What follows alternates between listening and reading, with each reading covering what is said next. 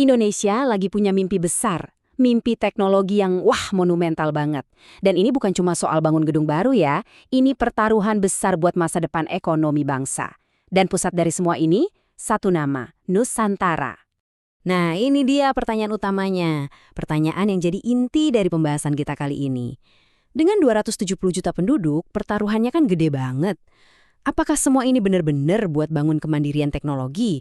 Atau jangan-jangan malah bikin kita makin tergantung, tapi dengan cara yang lebih canggih dan lebih tersembunyi? Ini bukan cuma soal ibu kota baru, ini soal posisi Indonesia di panggung dunia. Coba lihat angka ini, 92%.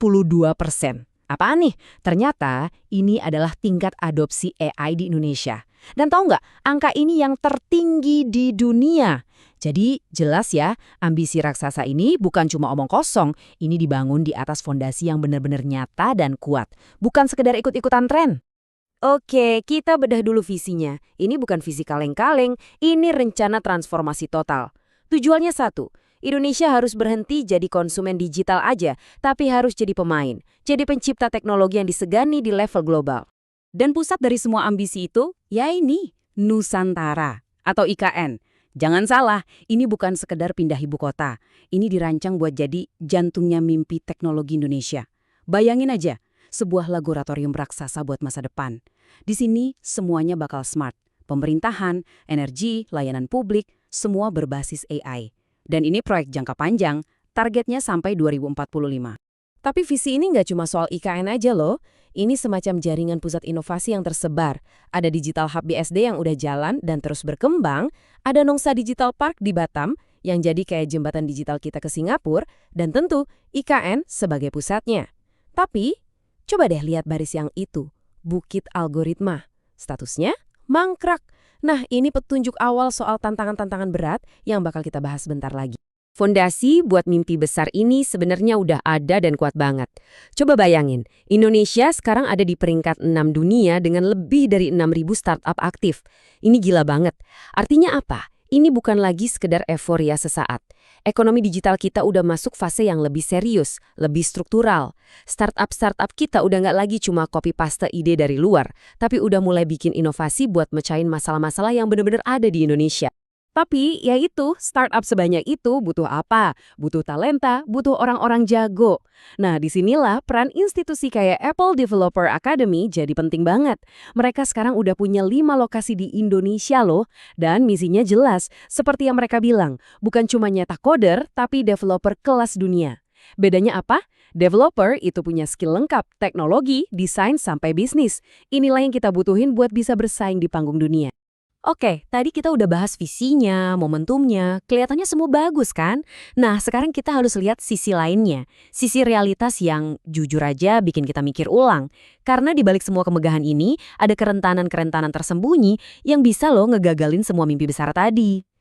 Dan kalau kita ngomongin data, angkanya emang nggak bisa bohong deh. Lihat deh perbandingan ini. Singapura skornya di atas 80, Malaysia sekitar 60, Indonesia 33,1. Jauh banget kan? Ini kayak tamparan keras, pengingat bahwa di lapangan, PR kita masih banyak banget. Nah, ini dia jantung masalahnya. Dari semua duit yang berputar di ekonomi digital Asia Tenggara, 75%-nya itu lari kemana? Ke kantong raksasa teknologi asing. Kenapa bisa gitu? Ya karena mereka yang punya jalannya. Mereka yang punya infrastrukturnya. Cloud, sistem operasi, platform. Jadi, startup kita yang keren-keren itu ibaratnya lagi bangun rumah megah, tapi di atas tanah sewaan milik orang lain. Beberapa analis bahkan nyebut ini penjajahan gaya baru di dunia digital. Masalah ketergantungan ini jadi makin parah karena kita juga punya krisis talenta. Talenta-talenta terbaik kita banyak yang dibajak luar negeri dengan tawaran gaji yang jauh lebih tinggi. Itu yang kita sebut brain drain. Di sisi lain, di dalam negeri kita butuh 9 juta talenta digital baru sampai 2030. Tapi kenyataannya, skill yang ada seringkali belum nyambung sama kebutuhan industri. Jadi, ini masalah double. Dan kalau mau lihat contoh paling nyata dari tabrakan antara mimpi besar dan realitas pahit, ya lihatlah Bukit Algoritma. Visinya kan gila-gilaan, mau jadi Silicon Valley buat teknologi kuantum dan neuroscience. Kenyataannya, proyeknya mandek di 15% progres, susah payah cari investor. Ini jadi pelajaran yang sangat mahal tentang satu hal. Visi tanpa eksekusi itu ya cuma mimpi. Oke, masalahnya banyak, tantangannya berat. Terus gimana? Apa kita nyerah aja? Tentu enggak. Pemerintah dan pelaku industri sekarang mulai bergerak, menyusun strategi balasan buat coba merebut kembali kendali atas masa depan digital kita. Kata kuncinya satu, hilirisasi. Mungkin Anda sering dengar istilah ini buat nikel kan? Nah, sekarang konsep yang sama mau diterapkan ke teknologi. Idenya simpel banget. Jangan cuma jual bahan mentahnya aja, tapi olah dulu di sini biar nilainya jadi berkali-kali lipat. Ibaratnya, jangan cuma jual pisang, tapi jual pisang goreng, keripik pisang, atau bahkan ekstrak pisang. Contoh paling konkretnya, semikonduktor alias chip. Indonesia itu punya cadangan pasir silika yang luar biasa banyak bahan baku utama chip. Nah, ambisinya adalah masuk ke industri global yang nilainya hampir 600 miliar dolar AS ini. Caranya, pertama, stop ekspor pasir mentah. Kedua, kita bangun pabrik desain dan produksinya di sini. Ketiga, dan ini paling penting, siapkan orang-orangnya lewat kerjasama dengan universitas-universitas top dunia. Untuk AI juga sama, nggak dibiarin berkembang liar gitu aja. Ada arahnya. Inovasi AI sengaja difokuskan buat nyelesain masalah-masalah paling mendasar di Indonesia. Mulai dari kesehatan, buat diagnosis penyakit yang lebih akurat, lalu pertanian, buat prediksi cuaca biar panen aman. Sampai ke birokrasi, biar ngurus ini itu jadi lebih cepat dan efisien. Tentu semua ini butuh dana yang nggak sedikit. Nah, disinilah peran lembaga investasi negara kayak INA dan Danantara. Mereka yang nyuntikin modal miliaran dolar buat bangun fondasinya, pusat data, kabel fiber optik bawah laut.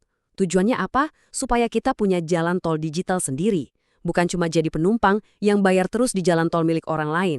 Semua yang kita bahas tadi, visi besar, tantangan berat, dan strategi balasan membawa kita ke satu titik. Kesimpulannya, masa depan digital Indonesia itu bukan sesuatu yang udah pasti. Sama sekali bukan. Kita sekarang ini benar-benar sedang berdiri di sebuah persimpangan jalan yang sangat menentukan. Dan di persimpangan ini, kita kembali lagi ke pertanyaan awal tadi. Pertanyaan paling fundamental. Apakah semua usaha ini, semua investasi ini, pada akhirnya akan membawa kita ke kemandirian teknologi yang sejati? Atau kita cuma sedang membangun sangkar emas yang lebih indah, sebuah bentuk ketergantungan baru yang lebih rumit, karena teknologi intinya tetap dikuasai pihak asing? Pada akhirnya, kalau disederhanakan, ada 3 jalan yang bisa dipilih Indonesia ke depan. Pilihan pertama, koeksistensi strategis. Kita kerjasama sama raksasa global, belajar dari mereka, sambil pelan-pelan besarin pemain lokal. Pilihan kedua, persaingan proteksionis. Kita pagari pasar dalam negeri, lindungi produk-produk lokal dari gempuran asing. Atau pilihan ketiga, yang paling berani dan paling sulit, kepemimpinan global. Kita habis-habisan investasi di riset, pendidikan, dan inovasi asli dalam negeri. Dengan target jadi pemimpin, bukan cuma pengikut. Nah, jalan mana yang akhirnya akan dipilih?